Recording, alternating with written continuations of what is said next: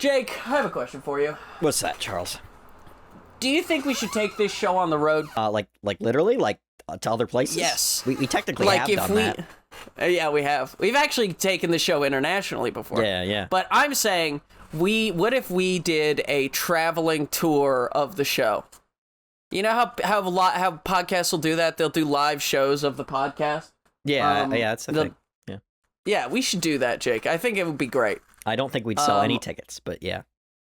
Who said anything about selling tickets? We do it for free. Oh, free We recordings. wouldn't book out venues. Yeah, we'd go. Let's just go up in a park and just start recording. And exactly. Put up a bunch of folding chairs for seats. And, I don't know, pay people to sit in them. There we go. People would love it, I think. And I think we'd sell a lot of merch. I think we get fans. What else would we get? Cred. We get street cred in the podcasting world. Yes, I think we should go live, and I think we should do a live recordings all across the country, and we should do a tour, and it would be so much fun, and we could go to every city that never has anything. I feel like we could, if we did that, if we ever had the opportunity to do a live show, it would have to be pre-written episodes. We could not do an off the dome episode because I cut out so many pauses from those. Yeah, no, we couldn't do a off the dome one. It'd have to be maybe We're like a script reading or something like that as well, or where we like pull audience people into. That'd actually be really fun to like pull audience people in and do the voices. That would be really fun. And then like that would be like a thing is that like I would edit it and post.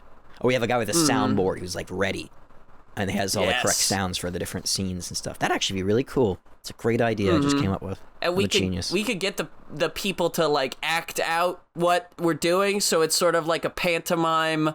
It's like a play. Radio show play situation. That'd be awesome. That's pretty neat. Shame we we'll never should do that. No, we will do it right after we do this. Hello, everyone, and welcome to the Very Reasonable Pilots podcast. I'm your host, Charles. Along with me, as always, my co-host, our producer, co-pilot, gunner, navigator, orator, and podcasting associate, Jacob Cloth. How you doing today, Jacob? I am swell, Charles, and excited for another episode of the podcast. We pitch new TV shows every single week. New episodes, new storylines, new characters, new worlds, all these things that we come up with and package into these exciting little TV shows and movies and short stories that you get to listen to and enjoy. And this week, Charlie, it is your turn to pitch a new show or story or movie or whatever you're about to tell us about. And I gave you a title last week, which was... Old Walls. Old Walls. Here we go. Yeah. So this title was not originally meant to be a sequel series to anything we've done before, but I remembered a show that I did quite a while ago that I enjoyed quite a bit, so I wanted to kind of do a spiritual successor to it, and that would be Digital Walls. Do you know what episode Digital Walls was, it's Jacob? Very early. I think it's like in the 20s, maybe. 18. 18. I was close. I was very close. You were close. Episode 18, Digital Walls. I couldn't bear to listen to it, honestly. It's not good. Audio quality's bad. Our banter is not there. It's just not a very good show. Because we didn't know what we were doing, because we were little baby larval podcasters. But I did go back and read through a good chunk of the transcript, the AI transcript that YouTube makes for all of our episodes. And so here's the main thing about Digital Walls, unless you want to tell me, because you remember the show so well. I know there's 3 characters, and they're all from like different parts of society, and there's they can't leave their homes because there's a virus outside, and so they're stuck in like a VR world, and there's like a evil government, and the government's trying to keep the population happy and stuff, or not happy, but like suppressed. But everyone's really restless. Shit, Jake, I was trying to set you up to fail. That is You thought I didn't actually remember. I just pulled up the description for the episode, which I wrote. Son of a bitch! Ah, god damn it! I was so impressed. I actually started to feel kind of bad that I couldn't do that with any of your shows. Like I couldn't go back and be like, episode 27. Jake decided that we should do an episode. No, I couldn't do that. I started to feel a little bit bad, but now that I know that you were a liar. I can remember basically the whole plot of Allegory of the Cave. But, Yeah, I kind of remember that one. That's about Batman and the Joker, right? yes. Yes. Yeah, the two. All right. Yeah, well, okay, to the audience, that makes no sense. But that was his, like, idea for, like, the two characters at the central plot of that. Anyway, that's not what we're talking about. We're talking about Digital Walls, but the new show, Old Walls. Where are you going, Charlie? New What's show, happening? Old Walls. So I decided, what's the opposite of digital? Bricks, concrete, stone, the thing working with your hands. The opposite of a coder, a mason. So what would the opposite of a digital wall be? A cold, old wall made out of stone. The kind that you would find possibly at a medieval castle. So I decided to stick with the same central premise, which is 3 characters, all from different stratums of society, all forced together in order to solve a problem. And there is a plague that is wreaking havoc upon the world, causing everyone to stay inside. We open upon a medieval kingdom, which houses the great green jewel, the capital of the nation of Kiloch. That's how I pronounce it. Kiloch. And we see this massive city, and it's beautiful, and it's pristine, and it's gorgeous, at least from the upper, like, point of view, from a bird's eye point of view. And we see it's just got this massive stone wall around it. And we see this beautiful city and these sweeping, gorgeous Gothic architecture, and the birds are chirping, and the sun is out. And then we get a little bit closer, and the camera swings in between the streets and narrow alleyways of this city, and we see dirt and grime, corruption, prostitution, corrupt police officers and politicians, drunkards, alcoholics, and worst of all, actors, and they're all running amok, right? And then we make it all the way up, like the camera snakes through the streets of the city and goes up into the bedroom of the oldest prince, Conrad. Oh, where? Oh, there it is. I'm sorry. So the episode starts with Conrad being awoken, right, by the early morning chirping of birds and the sunlight coming into his room and laying across his face, and his eyes open gently, and he sits up in his bed, and you see this beautiful, lavish bedroom and these gigantic feather pillows and this massive bed with no one in it besides Conrad. And then he lazily, while like still blinking the sleep out of his eyes, bumbles his hand into his bedside table and rings a little bell, right? And then we see a fleet of servants enter Conrad's room, right? And there's hand washers, there's foot washers, there's leg washers, there's scrubbers, there's wipers, there's pamperers. Like, we just watched Conrad go through his morning routine of having literally everything done for him. And when I say literally everything, I mean literally everything. He sits on the toilet, and then a man like asks him if he's done, and Conrad says yes, and then we see the man lean over. He is the royal bum wiper.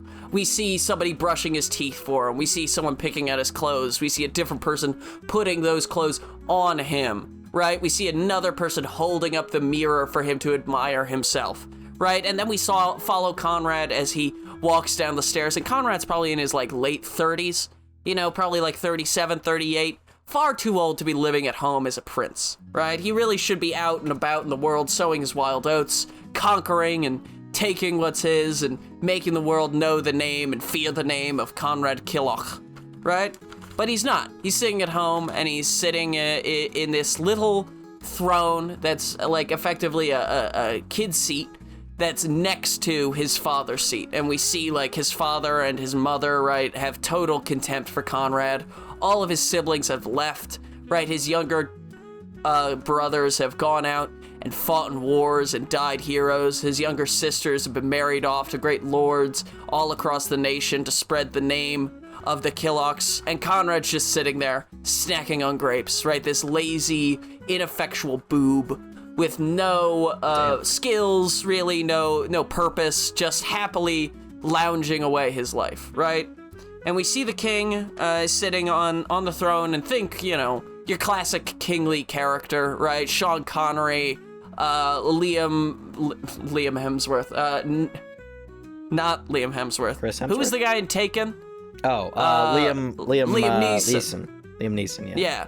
Liam Neeson, classic archetypal king character, and we see, like, you remember that scene in Game of Thrones when all the people line up to Daenerys Targaryen when she first takes over the city and they all have their problems? Yeah. That just happens all the time in this city. And so the king is just sitting in his throne, in this big long line of servants and peasants and slaves and librarians and priests and soldiers are all coming through, and they've all got these problems. And we, do a montage of them asking the king to fix their problems. And we also see Conrad rolling his eyes and kind of being unconcerned with the problems of the poor, right? But there is one kind of constant, which is the fear of the plague. The fear of the plague keeps coming up, and people don't know what to do, and they are asking for the king for their help, and they don't know where their siblings are, and they don't know where their parents have gone, and everybody's got a different problem, but all of them have to do with the plague. And we make it very abundantly clear that this is not the Black Plague. This is a different thing that they're just calling the plague because they don't know what else to call it, right? And the last person we see the king talk to is this young priest. He's probably in his mid-20s, maybe even, maybe he's as old as 29. But he's definitely not in his 30s. He's still very young, very inexperienced. And he goes up to the king, and he begs the king for protection, to send them an extra regiment of knights or guards to keep them safe at night, because the dangers of the plague come knocking upon the church doors as we sleep, and we cannot keep them away any longer, right? And the priest is kind of, he's very, very beleaguered, he's very sad, he's very concerned about his procession of people that are, he's in charge of. And the king, very sadly, somberly, I want it to seem like the king's not a prick. He's just a guy who doesn't have enough resources to deal with everything that's being asked of him. He denies the priest his extra regiment of guards. And he explains that they cannot afford to give, to send more guards outside of the upper districts, right? The more guards they put into the upper district or the lower districts, the fewer people they have to protect the lords and ladies and the traders and the merchants and all that. They just can't afford it.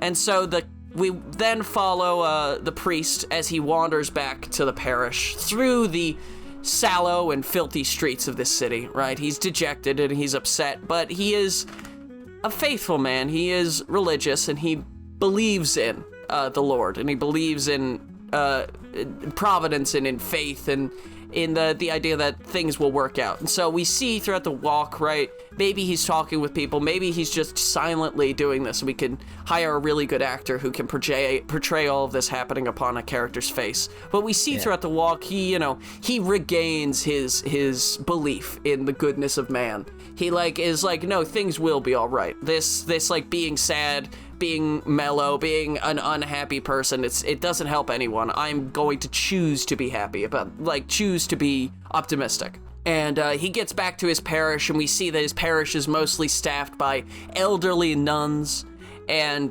children, orphans of the plague, that the church has taken in under their wing and is currently teaching them to read and write and take care of themselves. But eventually the church does assume that at least most of these people will become priests or nuns.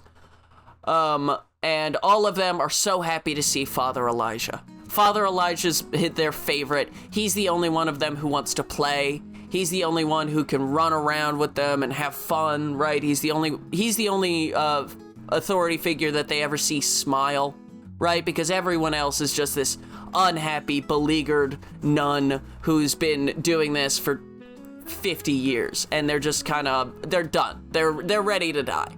And we see him go back to the church, and his strength has been restored by the love of these children. The fact that the kids love seeing him really does bring him so much joy that he almost forgets about his denial from the king earlier today. Yeah. And so he decides that he has to get back to work, and he tells the kids to go play along. He's going to go do some confessions. And he sits down at the confessional, and he sits and he crosses his hands, and he waits, And he waits a little bit longer, and he waits a little bit longer, and then we hear somebody kind of stumble into the confession booth, right? Sort of drunkenly stumble in and slump into the chair. And we hear a young woman's voice as she, like, through slurred words says, "Father, may I please have confession?" And he says, "Yes, how long has it been since you last sinned, my daughter?" Or how long since your last confession, whatever the fuck it is. I don't know, I'm not religious. And she says, "It's been a month since my last confession." And then she proceeds to explain in detail, in extreme detail, I might add, the debaucherous and sinful activities of her evenings. How she talks about having sex with random strangers, drinking, partying, doing drugs, stealing from people, using the Lord's name in vain, all these fun things, right? And the father is, he is shocked and he is disturbed not only at the activities that this young lady has been getting up into, but also the fact that it is a young lady.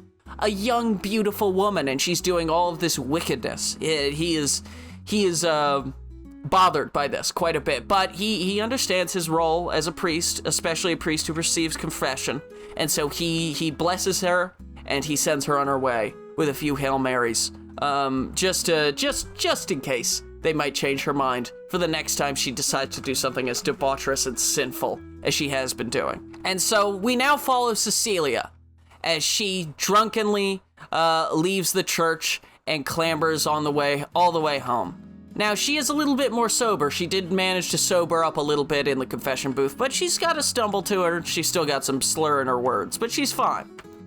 And so she gets back to her house, which is not really a house, but is more a traveling actors troupe that has been quarantined for the last few months because the plague started tearing the countryside apart while they were in the city.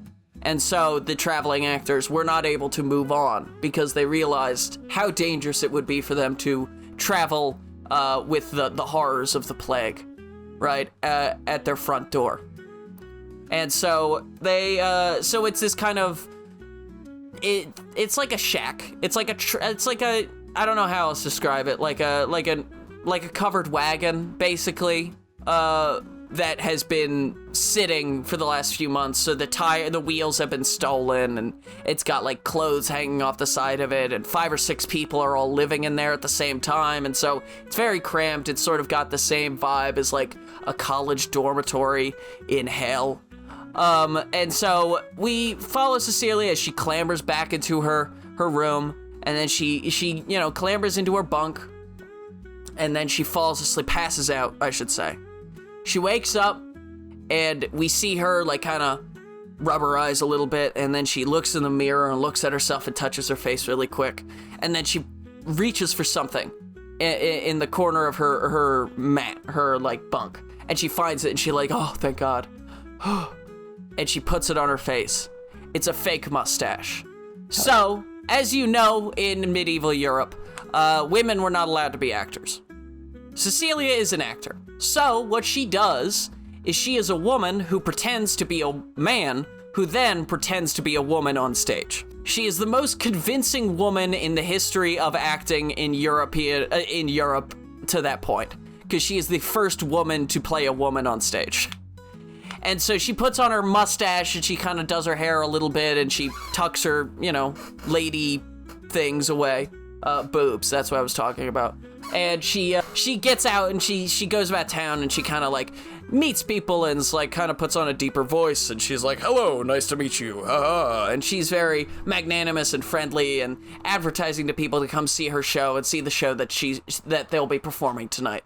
And then we cut to the nighttime as the sun descends and the actors all arrive at the show and they're getting ready for it to start. And Celia decides to put on her costume, which means taking off her man costume and putting on her woman costume, because she is in fact playing Ophelia in a rendition of Hamlet. So the play starts and it's going well, right? We're about halfway through the first act, and we notice that Conrad is sitting in the front row, and he's swilling wine and sputtering everywhere, and he's got his arm around a woman who obviously doesn't want to have anything to do with him, and he's just kind of being a drunken, belligerent mess.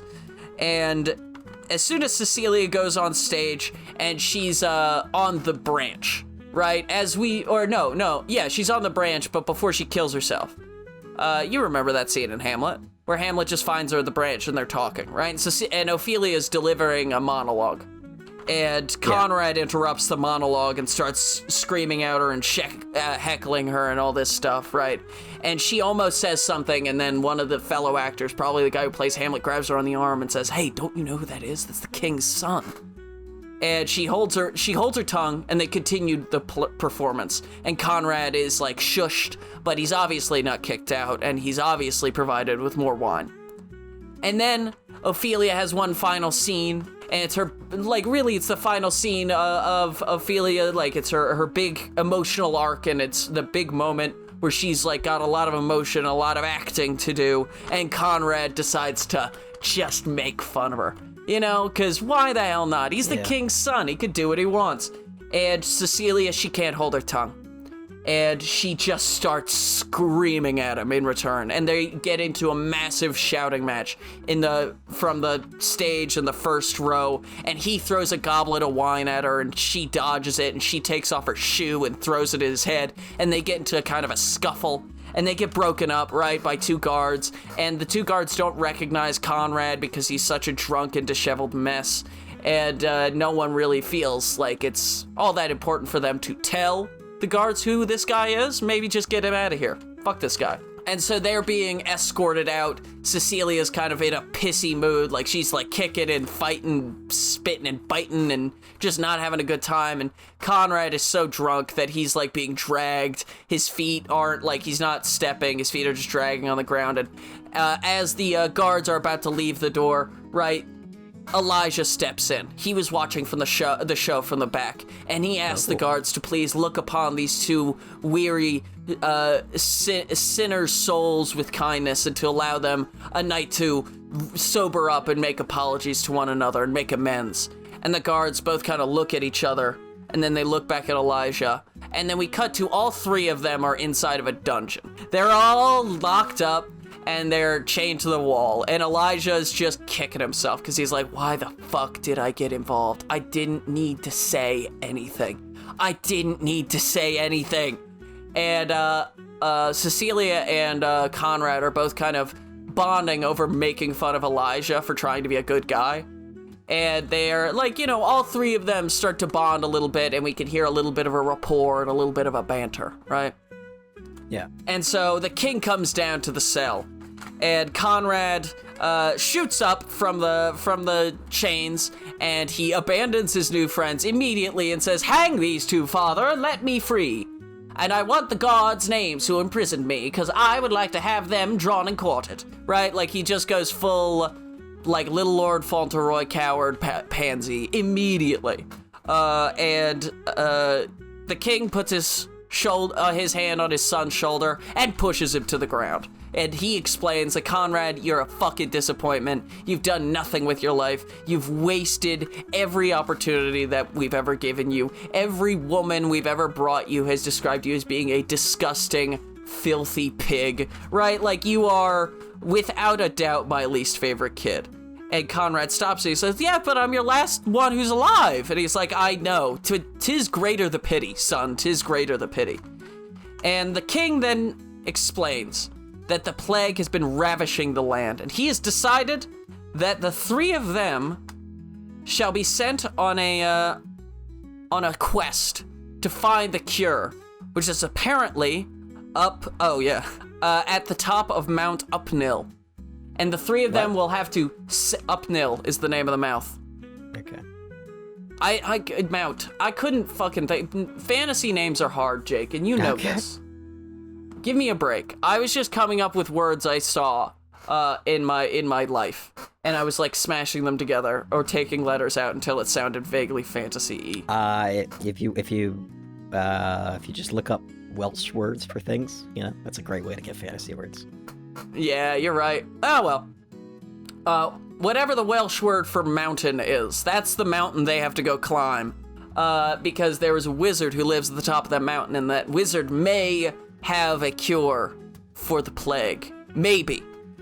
but they're not sure. And in order for these, they're not sure. But you know what? These three are entirely expendable. They do not have any real like reason to be, right? None of them are important. None of them are rich. None of them have done anything useful with their lives. So just send them. And so we cut to the next morning. Conrad is clad in far too much armor, like a full suit of metal armor, but he doesn't have a horse. He's just got a full suit of metal armor on and a giant, like, halberd and a backpack with his meals in it. And the other two are dressed in their regular clothes. They gave Elijah an axe, like a woodworker's axe, and they gave Cecilia 2 twin daggers, right? And that's all the equipment they get, and they get a couple of days of rations, and they get told if you follow this road for 3 days, you will come upon a outpost that will be able to resupply you. We have sent a raven to them so they know you're coming.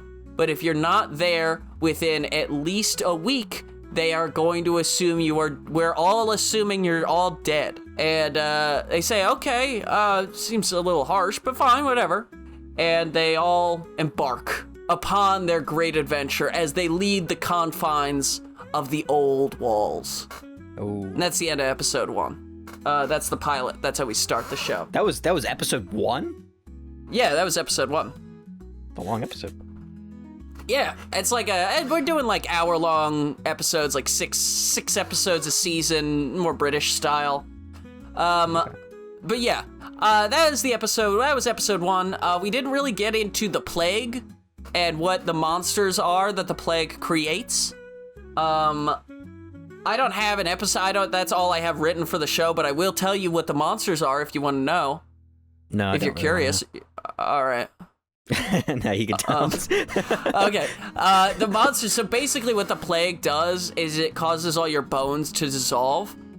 And so you just turn like into, but you're like a sloppy man, but it also your skull dissolves. If your name's Joe, they can call you Sloppy Joe.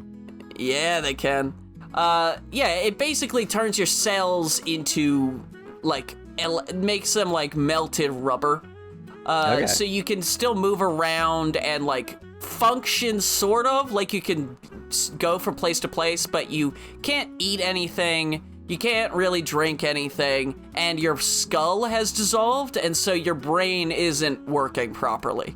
And so you have I didn't want to do zombies, but I didn't want to go like, oh, it turns them into giant, horrible monsters. So I'm like, a little bit of both, where like the goop people, their brains work, but they work on a very, very minimal level. You know, they have very little brain activity, and they aren't really capable of forming very intricate thoughts. But they are capable of reforming. So if say 10 people all died from the plague in the same place, like for example, if you buried all 10 of them in the same mass grave, what would come out of the grave was a 10-person tall, like horrible slop monster man. Yeah. And so the countryside is being ravaged by these like horrible giant plastic rubber monster things that are like they can be killed. They're just really really hard to kill, and B, gross, and like it's a plague. It's not very easy to get rid of.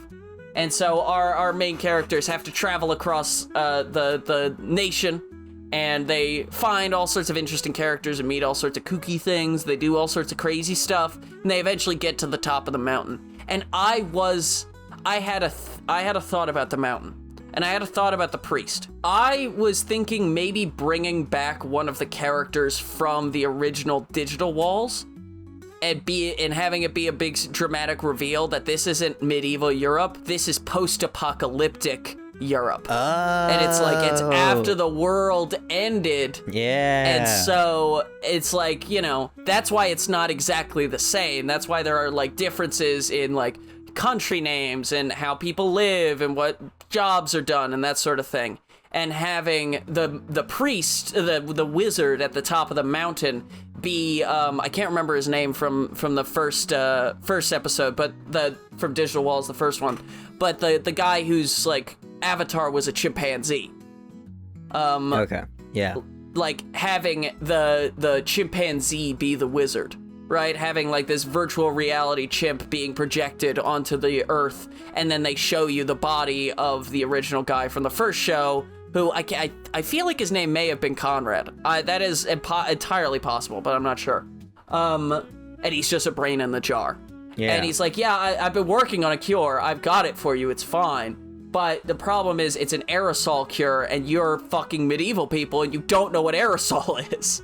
Like, he's just so frustrated by the fact that the world's ended, and there's nothing he could do. There's no technology anywhere. And so all four of them have to kind of figure out a way of spreading the cure for the plague across the world. And maybe that's the problem season 2's dealing with, you know? Mm-hmm. On the blob monster thing, are you going to connect it to the virus, the old virus with the paralytic virus? Is it the same sort of thing or no? I think that works. Is it I like don't see why not. Mutation of it? Yes. Yeah, that'll be it. It has to be like a variant of it. Or it could be similar enough, like something that paralyzes you and something that like devolves your cells down to like mush. It could be similar in some way. And I was thinking about like the intelligence of the monsters and like how you could play into that, because their bones dissolve and they become these sort of like blob things. I'm thinking like how they move is they sort of expand and then contract. And when they expand, it's like it spreads their brain out, so they become dumber. When they contract, they get smarter. So it's like that could be because cool. of like how spread out their brain is in the sludge, it makes them stupid. So if you wanted to, you could have like a hyper intelligent one that is like a bunch of people who've all been consumed, and like the way the sludge has fallen has allowed the brains to all be connected. So you have like a hyper smart sludge monster who could be like a hive mind. Yeah, that could be cool. Maybe that's the main like guy who's trying to get him. It's like, we don't know. Maybe we could reveal like, oh, it's secretly the king has had a jar of the guy of the main bad guy in his pocket, and he's been whispering secrets into his ear, and that's why he sent out his son, because he was like, no way that this kid is going to be able to cure the disease, but I have to make it seem like I'm trying. And so the way that you convince the people that you give a shit about them is to sacrifice your own son. Easy. And yes, I do think it should be, maybe like he could explain, oh, there was this virus in my time, and we developed this like hyper powerful antibiotic that was able to destroy it, but little do we know that the virus would only evolve from the antibiotics. Yeah, because exactly. That's the whole thing with like antibiotics. Yeah, that's I think that's really interesting. And you spread it even more. You could have like characters that get like partially infected, like maybe somebody whose like arm got infected, but they got out in time and they had to like slice off their arm, but they still have like sort of like a dribbly arm or something like that. They got like drips. It's just that could be the name of it. It's like, oh, he's got the drips. He's got the drips. And that's when, that's good. Or it could be like a slow killer, too. Like, he's slowly gonna be consumed by the virus. Yeah. I like that. Yeah, because I do think it is a cool idea of this knight who, like, he's missing an arm, but, like, the tourniquet is just constantly dripping, but it's not dripping blood. Yeah. It's dripping flesh that's the same color as him, and it's like, ooh, that's gross. But yeah, that's the show. That's Old Walls. I'm happy with how that came out. I'm impressed with myself, honestly, because I thought that would be a lot worse. I really liked it. I think it was a good spiritual successor. When you start off with the medieval thing, I was a little disappointed because I was like, oh, so it's not going to be like Digital Walls. But then you got into like the meat of it. Yeah. So and I feel like Digital Walls, it's, it's fun. All right, well, thank you all for listening to the Very Reasonable Pilots podcast. I've been your host, Charles, along with me as always, my co-host, producer, co-pilot, gunner, navigator, orator, and podcasting associate, Jacob Gloth. If you like what you heard here and you want to hear more, please give it a like, follow, subscribe, tell your friends, tell your family, tell your dog, tell your cat. Remember, we'll be here next week with a brand new televisual series for you to imagine and enjoy, and the title of that show will be, Jacob, pick a number between 1 and 3. 1 and 3. I have so many choices. Oh my god. I don't know what to go know. with. I guess I'll go with 1. The Diamond Walrus. Okay. Interesting. Yeah. I don't know what to do with that. There is No there ideas is off the top of my one head. Yeah, there is one title on this list that I have that you would actually, that I think is actually a title for, like, I would see this on the bookstore, is this title. And so I'm excited to see what you do with it. It's just Game of Thrones. Yes! It's just something A you see Song in a of Ice bookstore. and Fire! What if it's just like the dictionary? A Tale of Two Cities. Yeah, what are you gonna do? Hey, Jake, I already did make you write a show named after a Scooby-Doo, famous piece of literature. I'm not gonna do that a second time. That would be crazy. Famous? Or You mean am I? Scooby-Doo? A famous Oh, piece I of was talking literature? about I was talking about Fahrenheit 451. I don't remember what I did for that. I think did- I changed it, didn't I? You did. It was about a city burning down, like a historical city burning down. Oh, And it was that's also right. about a young yeah. priest. Oh, you gave me Fahrenheit, and then you changed the number. I changed the number. I don't remember if I changed it. Oh or you yeah, changed it. I changed it to 452. It was Fahrenheit 452. Yeah, I was that's like, right, make a 'cause then sequel. I what's it called? I changed it so it was the date of Baghdad burning down, and Yeah. made that the story about the destruction of Baghdad and the House of Knowledge or whatever they call it. So Jake, your thing is history. What's my thing? Do I have a thing, or is my Being thing stupid. a pod? Thank you everyone for listening, and have a good night.